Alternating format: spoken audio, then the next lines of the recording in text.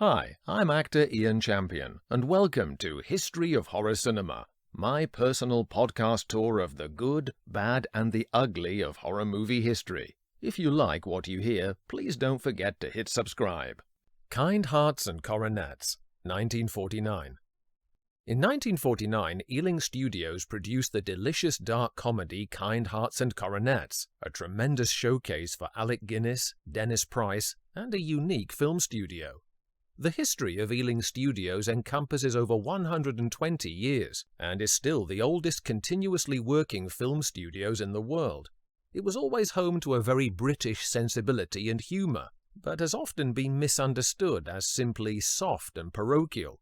In the documentary Forever Ealing, Martin Scorsese praised their subversiveness. The whole idea of Ealing Studios, he said, is rebellion, revolution of some sort, but very quiet.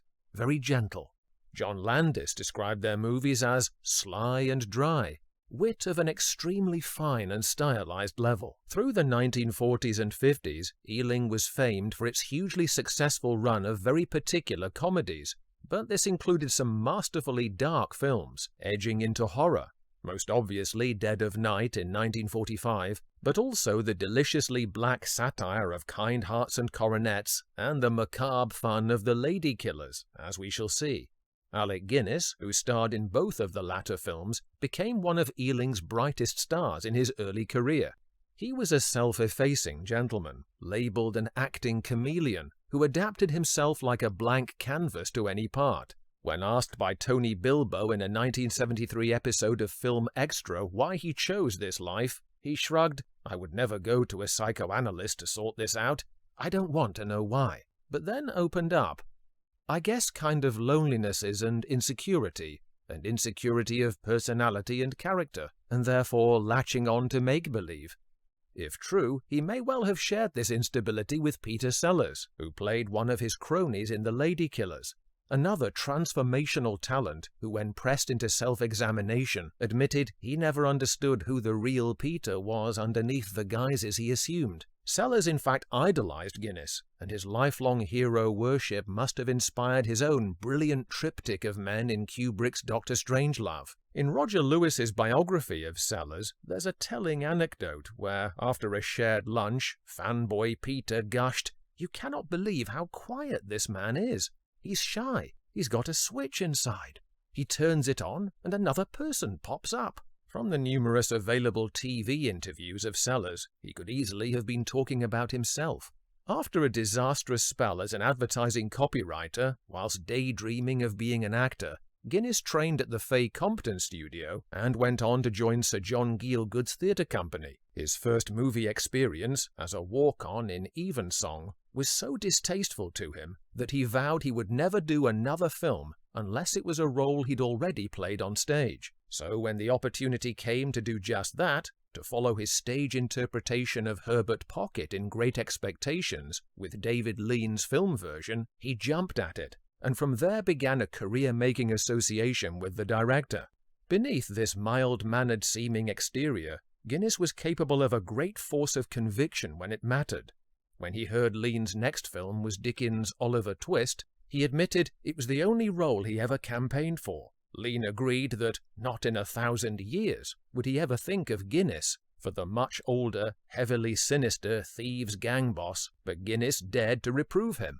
"That's where you're wrong, because you film people are only interested in types. You're not interested in anyone actually trying to act." Oliver Twist was a critical and commercial success, yet not without cost. Both Russia and America damned Guinness's portrayal as anti-Semitic. The actor and director's defense was that he was true to the novel's famous illustrations by artist George Cruikshank and would not tone the interpretation down, even when suggested by makeup artist Stuart Freeborn.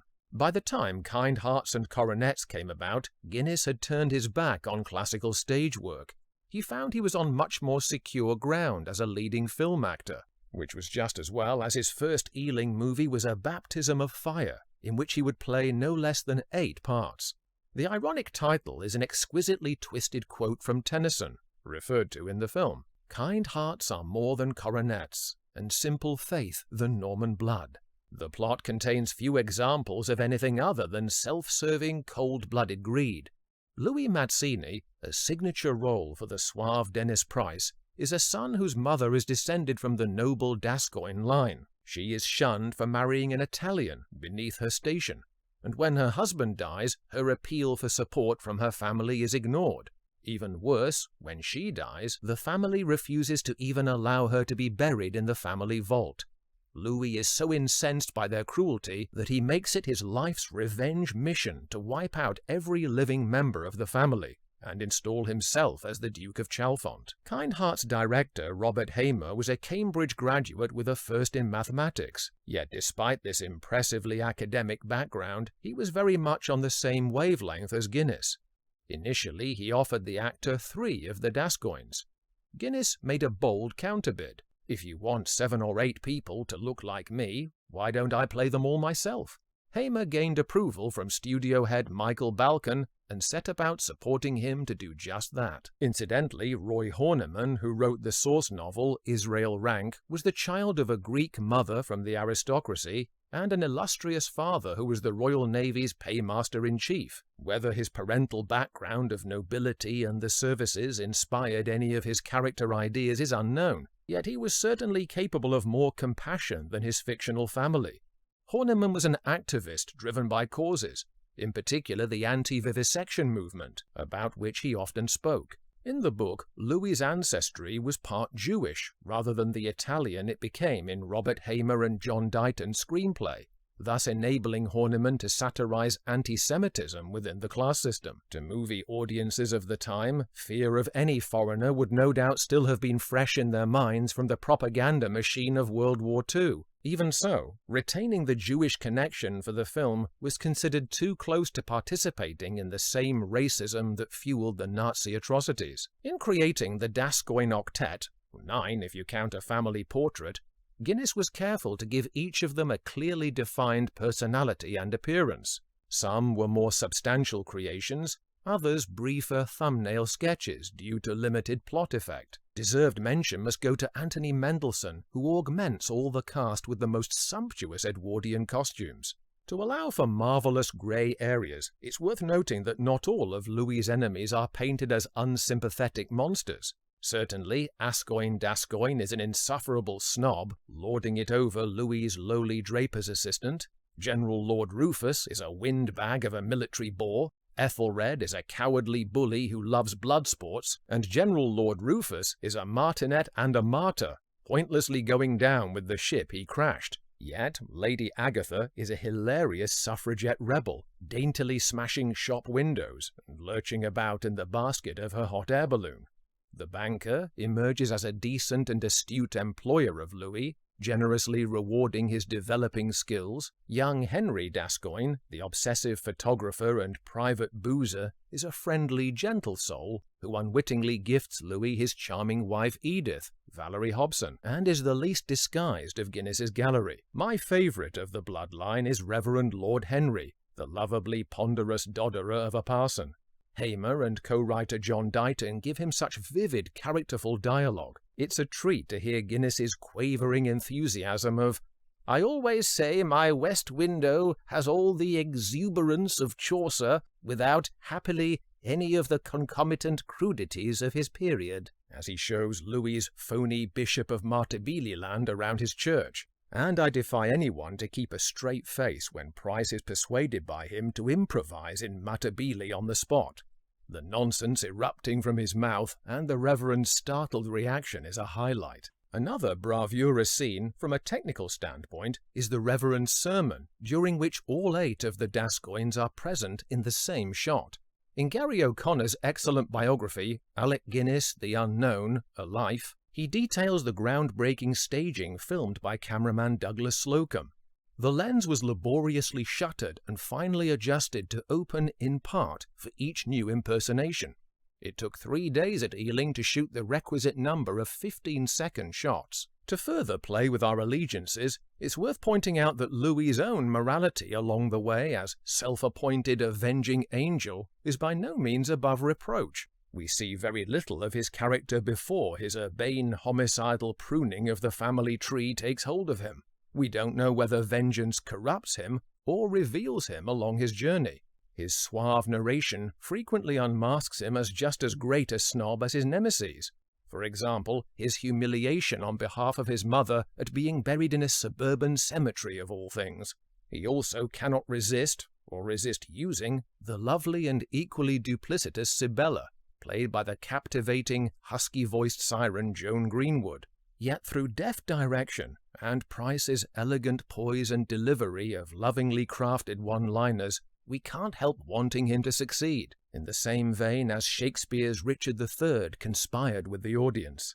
When he recalls, as the Italian proverb says, "Revenge is a dish which people of taste prefer to eat cold," he's acknowledging his father's lineage. Louis's DNA contains the classy wit and grace of Oscar Wilde and the passionate vendetta of a wronged Sicilian. How can you not love that? There is also the vicarious thrill of seeing him giving a comeuppance to those who deserve it, not just the unfeeling branches of the Gascoigne tree, but Sibella's two-faced husband Lionel, who suddenly claims them as old friends in order to gain yet another bank loan. In the end, we see Louis undone by the legacy of his memoirs left behind in prison, after he is freed due to a suicide note of dubious provenance attributed to Lionel. Sadly for Dennis Price, the delightful anti-hero performance he left behind in Kind Hearts had no such sensational effect. This is a shame, as he delivers a beautifully modulated spine for the film, in his phrasing, his intimate yet removed voiceover, and, lest we forget, multiple characters himself, as father, son, and infiltrating bishop. He was utterly eclipsed, though, by Guinness's one-man army, and his career disappointments gradually descended into struggles with alcoholism and homosexuality. In his declining years, he was forced to appear in tacky horror movies, including several for schlockmeister Jess Franco, such as Vampiros Lesbos in 1971, and as Dr. Frankenstein in both Dracula, Prisoner of Frankenstein, and The Erotic Rites of Frankenstein, before his death from cirrhosis of the liver in 1973. Guinness went on to be directed 3 more times by Robert Hamer, in Father Brown, To Paris with Love the year after, and The Scapegoat in 1959, but never with the same success as Kind Hearts and Coronets. Aside from its longevity as a classic British comedy film, by inhabiting those 8 characters, Alec Guinness set a record that has never been broken in mainstream cinema. Eddie Murphy came closest with 7 family members in 1996's The Nutty Professor. The Guinness Book of World Records officially cites actor G. Johnson George for his 45 roles in the 2018 Malayalam film Aranu Najan, but this is regarded as essentially a glorified home movie. If we include Bollywood, then the rom-com What's Your Rashi is a more legitimate contender, wherein Priyanka Chopra plays 12 potential brides, each inspired by the personalities of the signs of the zodiac. And if silent shorts qualify, then the honor goes to Buster Keaton. In the opening of The Playhouse in 1921, he dreams himself to be at least 21 different characters, encompassing the theater's orchestra, cast, and everyone in the audience. Thanks for listening. If you like what you hear, please don't forget to hit subscribe.